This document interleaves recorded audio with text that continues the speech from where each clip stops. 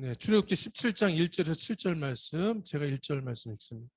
이스라엘 자손의 온 회중이 여호와의 명령대로 신광야에서 떠나 그 노정대로 행하여 르비딤의 장막을 쳤으나 백성이 마실 물이 없는지라. 백성이 모세와 다투어 이르되 우리에게 물을 주어 마시게 하라. 모세가 그들에게 이르되 너희가 어찌하여 나와 다투느냐? 너희가 어찌하여 여호와를 시험하느냐? 거기서 백성이 목이 말라 물을 찾으며 그들이 모세에게 대하여 원망하여 이르되 당신이 어찌하여 우리를 애굽에서 인도해 내어서 우리와 우리 자녀와 우리 가축이 목말라 죽게 하느냐? 모세가 여호와께 부르짖어 이르되 내가 이 백성에게 어떻게 하리이까? 그들이 조금 있으면 나에게 돌을 던지겠나이다. 여호와께서 모세에게 이르시되 백성 앞을 지나서 이스라엘 장로들을 데리고 나일강을 치던 네 지팡이를 손에 잡고 가라. 내가 호랍산에 있는 그 반석 위에서 내 앞에 서리니 너는 그 반석을 치라. 그것에서 물이 나오리니 백성이 마시리라. 모세가 이스라엘 장로들의 목전에서 그대로 행하니라. 함께 읽습니다. 그가 그곳 이름을 마사 또는 무리바라 불렀으니 이는 이스라엘 자손이 다투었으며 또는 그들이 여호와를 실험하여 이르기를 여호와께서 우리 중에 계신가 안 계신가 하였음이더라. 아멘. 우리가 잘 알고 있다시피 이 출애굽기는요 이스라엘 역사의 향방을 가르는 아주 중요한 사건이 될 수밖에 없습니다. 왜냐하면 이 출애굽 여정이 없었으면 이스라엘이라는 왕국이 존재하지도 않았을 것이고 존재할 수 없었기 때문에 그런 거예요.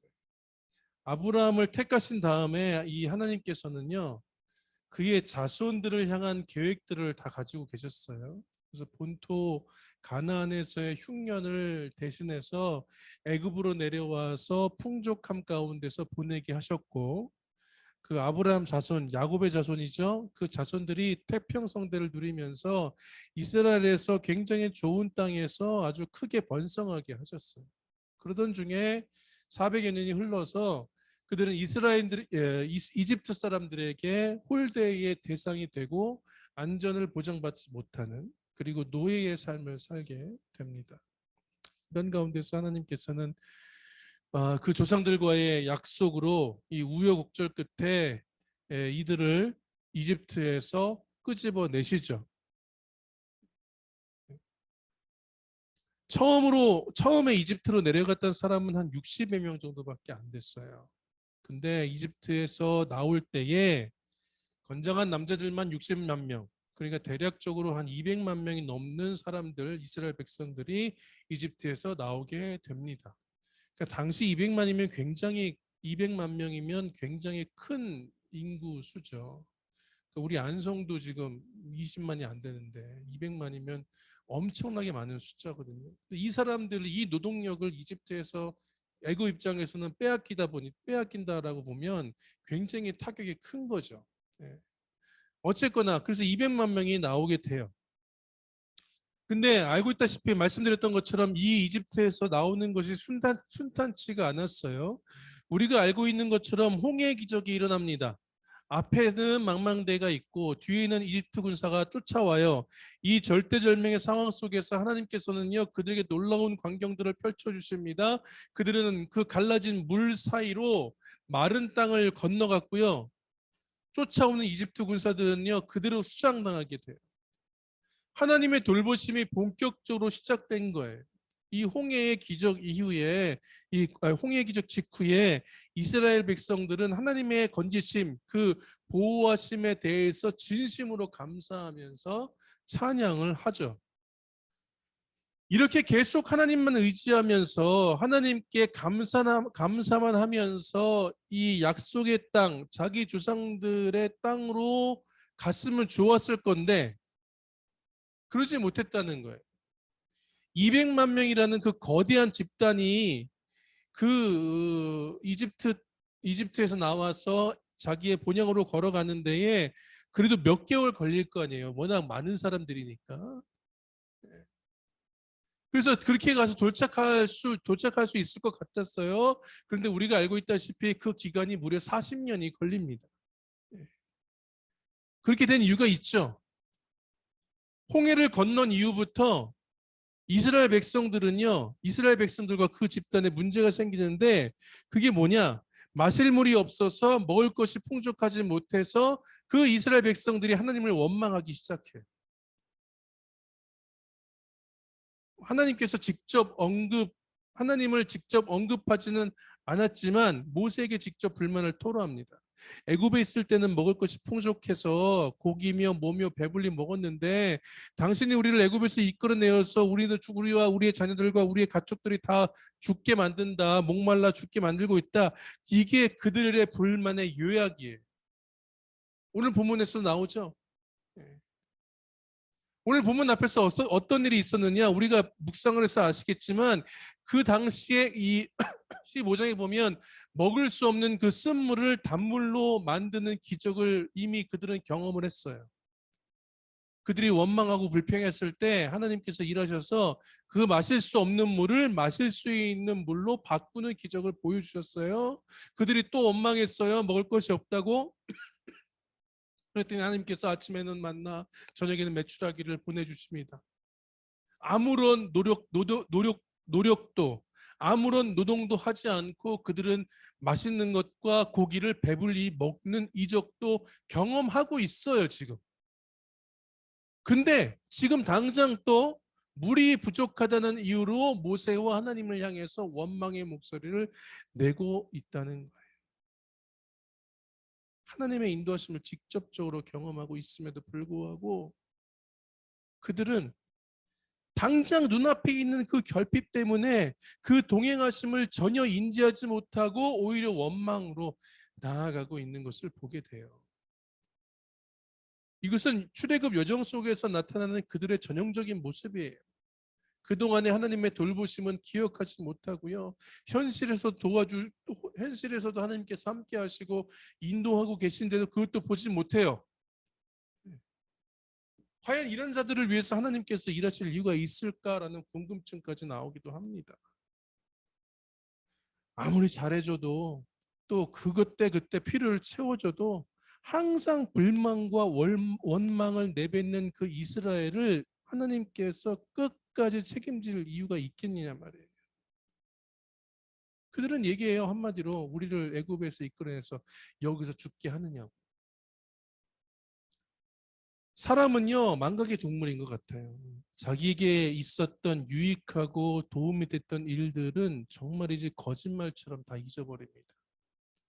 과거에 대해서 우리가 회상하는 뭐 또 향수를 자극하는 그런 드라마들이 많이 나오잖아요. 근데 그거는 그때뿐이고 우리의 인생 속에서 내가 정말로 좋고 유익하고 도움을 받았던 그때의 그 기억들과 감정들은 다 잊고 살아요. 우리가 어떤 사람에 대해서 실망하고 원수가 되거나 다툼을 하게 되는 이유가 과거 상대가 했던 서운한 일들이 계속 되새김질을 하면서 탄생된 또 다른 원망이거든요. 다시 말씀드려서 내게 베풀었던 은혜를 잊어버리거나 혹은 일부러 상기하지 않는다는 거예요. 그래야 내가 저 사람에게 지금 화가 난 것이 정당화가 되기 때문에 그래요. 합리적인 분노가 되기 때문에 상대방이 과거에 나한테 잘해줬던 것들을 일부러 기억하지 않아요. 사람에게만 그러냐? 하나님을 향해서도 마찬가지. 하나님께서 나에게 하셨던 그 수많은 역사하심이 있어요. 일하심이 있어요. 근데 그런 것을 망각하면서 살아요. 일부러라도. 그리고 지금 이 현실적인 문제에 봉착하니까 하나님은 나를 위해서 아무것도 안 하신 것 같은 거예요. 이게 정말로 이기적인 모습이다라고 하는 것을 우리는 알아야 돼요. 하나님과의 관계에 있었든 사람에서의 관계에 있었든 상관이 없어요. 나 중심적인 그 사고 때문에 그 이기심 때문에 하나님과 사람에게 불평과 원망이 나오는 거예요. 지금 이 순간은 내가 중요하거든요. 하나님이 뭘 하셨는지 상대방이 나한테 어떤 생각을 하고 있는지는 중요한 게 아니에요. 지금의 이 순간에 내 기분이 중요하고 지금 내 일이 중요하고 지금 내 이 상황이 내가 원하는 바대로 되는 것이 중요해요. 그러니까 과거에 저 사람이 나한테 좋게 대했던 하나님께서 어떤 은혜를 나에게 주셨든지 그건 지금 중요하지 않아요. 지금 내가 중요해요. 그래서 원망하고 불평하고 미워하는 거예요. 그런데 이런 마음이 하나님과 사람에게 정말로 큰 죄인데 이거를 깨닫지 못한다는 게 큰 문제예요.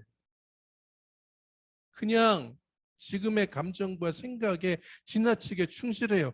그러다 보니까 사람을 향해서는 배려도 없고 하나님을 향해서는 망각으로 일관합니다. 깨달아야 회개를 하든지 돌아서든지 할 텐데 그럴 생각이 전혀 없다는 거예요. 그런 사람들 너무 많지 않습니까?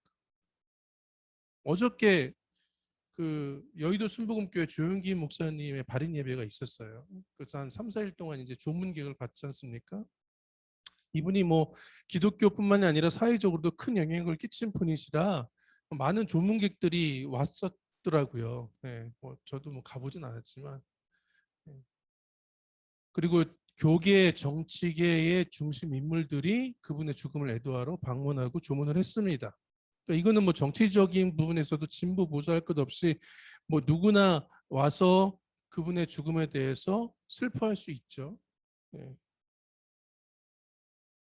그런데 그 뒤에 저는 굉장히 기분이 안 좋고 좀 창피한 그러한 장면이 보게 됐는데 그게 뭐냐면 소위 말해서 기독교 원로들에게 인사를 나누는 윤석열 예비 후보와 그 또 인사를 받는 원로들의 모습이 저는 되게 마음이 좀 언짢았어요.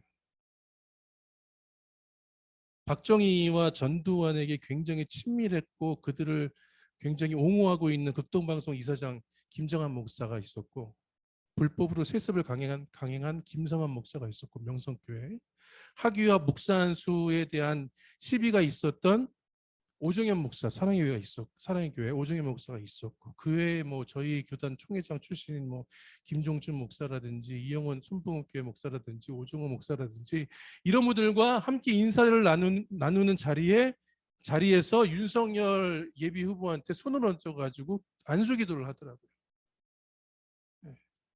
근데 그 장면을 보면서 야, 그 밥에 그 나물이다.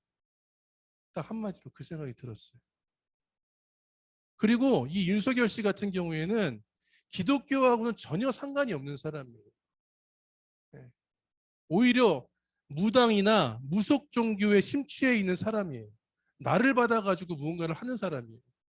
근데 그 사람을 향해서 아주 친밀하게 대하는 그 교계 원로 목사들을 보면서 너무 안타까운 거죠. 네.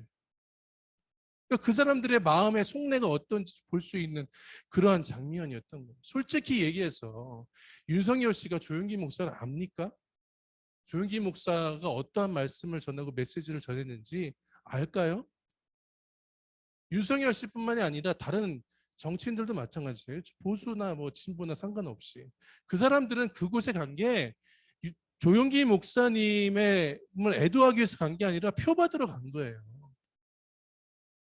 그러면 그냥 그걸로 끝내야 되는데 왜 가서 안수를 해주는 거예요?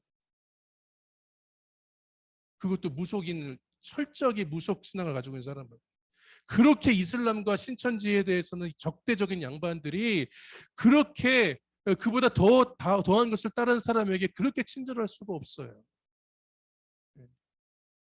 재밌는 건 뭔지 아십니까? 다른 대권 주자들도 조문을 했지만 그들에겐 가서 기도해 주지 않고 만나지도 않았거든요.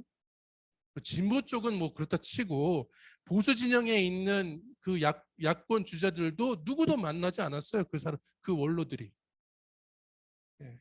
그러면서 김장한 목사가 그러더라고요. 윤석열 씨한테 하나님 믿어야 돼 이렇게 말했대요. 그랬더니 어느 기자가 썼어요. 김정한 목사가 저기 뭐냐 직설적으로 예수님을 전했다고 복음을 전했다고 전도했다고. 그게 무슨 전도입니까? 윤석열이 저한테 와보세요. 저라고 저뿐만 아니라 여러분들도 그렇게 얘기할 수 있어요. 제가 말씀드리고 싶은 것은 목사한 안수들이나 안수를 받은 사람이나 자신들이 과거에 한 일에 대해서는 다 잊고 있다는 거예요.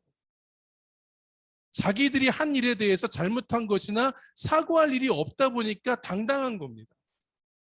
이런 부분에 있어서 보면 한경진 목사님이 대단한 게 뭐냐면 그분은 본인이 은퇴하시고 나서 전혀 교회 관련도 안 하셨지만 본인이 그 신사 참배한 것 그리고 또 저 군사 정권에 그렇게 동조한 거 이런 거에 대해서 사죄를 하셨던 분이에요. 근데 이분들은 그러지 않아요. 그러면서 여전히 기득권을 붙잡고 있는 그런 모습들을 볼 수 있어요. 자기 한 일에서 잘못한 거나 사과한 일이 없어요. 그러니까 당당한 거예요. 그래서 이렇게 행동할 수 있는 거죠. 스스로 하나님과의 관계가 무의미하다는 것을 보여주는 게 아닌가 싶어요. 목사임에도 불구하고. 말씀으로 자신들의 치부를 합리화하고 언성을 높이면서 자기의 잘못을 물타기하는 등 이 돌아서려는 회개의 마음보다 지금의 명성과 지금의 권력과 힘을 탐하는 마음들이 더 크기 때문에 그런 모습들을 보이고 있는 게 아닌가라는 생각들을 해보게 돼요. 현실에 집중하다 보면 또 나만 생각하다 보면 뭐가 죄인지도 모르게 돼요. 나는 옳거든요. 이기심이 하나님의 은혜를 기억하지 못하게 하는 죄를 범하게 하고요. 이 죄를 망각함으로써 더욱더 이기심과 욕심을 따라 살아가면서 이 점점 그 죄악의 늪이라는 곳으로 점점 빠져버리게 되는 거예요. 우리도 이런 어리석음에 빠질 수 있다는 것을 알아야 돼요. 특히 이렇게 우리가 출애굽기를 묵상하는 중에 보여지는 이 이스라엘 백성들의 모습이 과연 나에게는 나타나지는 않고 있는가라고 돌아볼 수 있는 그런 시간을 가져야 된다는 거예요. 묵상하면서. 이 시간이 이것을 깨닫는 시간이 되어야 된다는 겁니다. 하나님의 은혜를 잊었습니까? 주변의 사람들이 나에게 베푼 것을 잊고 삽니까? 아니, 잊었다는 것 자체를 알지 못하고 있진 않아요? 그래서 하나님을 향해서 삿대질을 하고 가까운 사람을 향해서 증오의 마음을 갖고 있지는 않습니까? 현실을 직시하시길 바라요. 지금도 하나님은요, 우리 삶에 역사하고 계세요. 이스라엘 백성들에게 만나와 메추라기를 계속적으로 40년 동안 먹여주셨던 것처럼 지금 불만을 품고 있는 그 상황 가운데서도 하나님께서는 그것과는 상관없이 우리를 인도하고 계시고 우리를 돌보고 계시고 우리를 여전히 마음에 품을 준비를 하고 계신다는 거예요. 그러니까 지금 이 순간 나만 생각하지 말고 내가 누릴 것만 생각하지 말고 과거의 은혜도 돌아보고 과거의 그 사람도 돌아볼 수 있는 우리가 되어야 될 것입니다. 오늘 본문에서 모세는요, 이 백성의 원망에 하나님께 간구하고 하나님의 명령대로 마실 물을 나오게 해요. 그죠? 하나님께서 모세에게 뭐라고 말씀하셨냐면 5절 말씀에 보면 백성 앞을 지나서 이스라엘 장로들을 데리고 나일강을 치던 네 지팡이를 손에 잡고 가라. 그걸로 쳐라. 그러면 물이 난다 이거죠. 나일강을 치던 지팡이로 물을 내리라는 거예요. 나일강에서 모세가 이 지팡이로 무슨 일을 했죠? 물을 피로 만들었어요. 지팡이를 가지고 나일강에 갖다 대니까 이집트의 생명줄이라고 할 수 있는 그 나일강이 다 피로 변해요. 마실 물을 마실 수 없는 물로 만들었어요. 근데 지금은 이제 반대예요. 마실 수 없는 상황 가운데서 그 지팡이로 반대로 마실 물을 내게 하셨어요. 출애굽의 여정은요, 기적으로 시작해서 기적 가운데 진행되었고 기적으로 마무리가 돼요. 애굽 땅에서의 10가지 재앙이 그랬죠.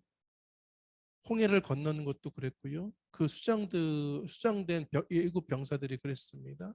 쓴물을 단물로 만드신 거나 만나와 메추라기를 내려주시고 오늘 본문에서 반석에서 물을 낸 것도 그래요. 기적이 없었던 적이 없어요. 이 출애굽의 여정을 보면 오늘 본문 뒤에 나오는 8절부터 나오는 아말렉과의 전투에서도 하나님의 이적과 돌보심은 계속돼요. 군사훈련이 전혀 없었던 이스라엘 백성들이 무장된 도적들과 같이 붙어서 싸우는 거는 이거는 백전백패거든요. 그런데도 밀리지 않고 승리했어요. 하나님의 돌보심, 기적이 없었더라면 이 출애굽기의 역사는 존재하지 않았을 것입니다. 그만큼 하나님께서는 그들과 철저하게 동행하셨다는 거예요. 이렇게 기적으로 일관했다는 거예요. 출애굽기의 여정이. 근데 보세요. 하나님은 기적으로 베풀고 있어요. 근데 이 기적과 이적을 보이시고 그들을 향한 마음을 나타내셨던 그 하나님과는 달리 이스라엘은요, 불만 불평으로 시작해요. 그리고 불만 불평으로 끝나요. 예, 불만 불평 원망으로 일관합니다. 다시 말씀드렸어요. 애굽의 출애굽의 역사는요, 이적으로 시작해서 이적으로 끝났지만 마찬가지로 원망으로 시작해서 원망으로 끝나요. 하나님과 이스라엘이 굉장히 대조적이죠. 하나님께서는 사랑을 표현하시는데 이 백성들은 미움과 불평으로 일관합니다. 믿을 수 없을 만한 기적을 보여주시고 계시는데 진짜로 믿지 못하고 불신으로 일관해요. 박수도 이렇게 손바닥이 탁 마주쳐야 소리가 나잖아요. 하나님은 계속 하이파이브를 하려고 하는데 이스라엘 백성들은 엄한 데를 치고 있고 내지도 않는 거예요, 손을. 그죠? 이적을 베풀면 감사함으로 딱 나서고 이러면 얼마나 좋아요. 그러면 바로 들어갔지. 40년이나 안 걸리고. 우리 인생도 하나님의 이적으로 시작해서 이적으로 끝나요. 그걸 알아야 돼요. 우리는 뭐 생각하잖아요. 어떻게 하다가 생긴 삶이다. 절대 그렇지 않습니다. 하나님의 철저한 계획 속에서 우리의 인생이 시작되었고요. 어떻게 하다 보니까 태어나고 어떻게 하다 보니까 학교 가고 결혼하고 자녀를 본 게 아니라는 거예요. 10년을 살았던 50년을 살았던 80년을 살았던 갑자기 그렇게 된 것이 아니라는 거예요. 여러분 지금 인생을 한번 생각해 보세요. 그냥 지금 문득 생각나는 어떤 일들이 있어요? 그 일들 가운데에 하나님께서 존재하시고 하나님께서 함께 하셨던 것을 우리가 고백하지 않나요? 그냥 그렇게 흘러온 인생이 아니란 말이에요. 어떤 사람은 인생에서 한두 번 겪었던 일들을 계속적으로 겪는 사람들도 있어요. 또 어떤 사람은요, 뜻하지 않은 횡재를 얻는 사람도 있고 반대로 쪽박을 차는 사람들도 있어요. 인생이라고 하는 것은 당사자가 아닌 이상 그 사람의 심정을 전혀 이해할 수가 없어요. 여러분들은 어때요? 나는 어때요? 내 인생은 평탄했어요? 개인적으로 내 인생을 생각할 때 평탄했다고 생각하는 사람 그렇게 많지 않아요. 누구든지 다 우여곡절이 있어요. 근데 평탄했다고 해서 하나님께서 함께 하셨고 우여곡절이 많다고 하여서 하나님께서 함께 하지 않으셨습니까? 여러분들이 우여곡절 겪을 때 어떻게 하셨어요? 하나님께서. 아닌 거예요. 평탄하면 평탄한 대로 동행하심이 있었고요. 반대의 상황이었다면 그 상황대로 하나님께 동행하심이 있었다고 봐요. 우리는 그것을 이미 잘 알고 있고 그것을 이미 우리는 고백을 했어요. 중요한 것은 그것을 아느냐 모르느냐의 문제예요. 알고 있다면 감사하고요. 미래에 대해서 확신을 가지고 살 수 있지만 그렇지 않으면요. 불만과 원망 그리고 불안함 가운데 인생을 살 수밖에 없는 거예요. 우리는 이 동행하심을 알고 있습니까? 그런데 왜 불안해합니까? 하나님께서 합을 맞추자고 손을 이렇게 대고 있는데 일부러 딴 데 치고 있지 않아요? 그분이 당신의 마음을 표현하고 계신데 그것을 부정하고 보지 않고 다른 방식대로 다른 마음을 그분께 표현하고 있지는 않느냐 말이에요. 이스라엘의 모습을 보면서 우리의 부정적인 모습, 우리의 악한 모습이 투영되고 있다는 사실들을 기억하고 반성하고 돌이키는 은혜가 우리 가운데 있었으면 좋겠어요. 나의 만족도와는 상관없이 하나님께서는 우리의 인생을 주관하고 계시고요. 앞으로도 그렇게 하실 겁니다. 출애굽기를 보면서 이스라엘 백성들을 보면서 우리 자신을 돌아보는 우리가 되었으면 좋겠습니다. 말씀을 정리합니다. 출애굽 여정과 같이 우리 인생도요 하나님의 이적으로 시작하였고 인생 내내 그 동행하심이 지속되고 있음을 고백하는 우리가 되어야 될 것입니다. 혹 그분의 표현 방식과 다른 모습, 불신과 원망으로 우리의 마음이 조종받고 있지는 않는지 한번 살펴보고 그 부정적 모습에서 확신으로 바뀌어지는 우리 모두가 되길 소망합니다. 이 세계에서 이기적인 모습들을 버리게 되면 하나님께서 내 삶에 함께하고 계신다는 것을 경험할 수가 있어요. 이기심으로 시작된 원망과 불평과 분노와 증오를 내어버리고 하나님께서 어루만주시는 위로와 평안을 누리는 우리 모두가 되기를 주님의 이름으로 축원을 드립니다. 기도하겠습니다.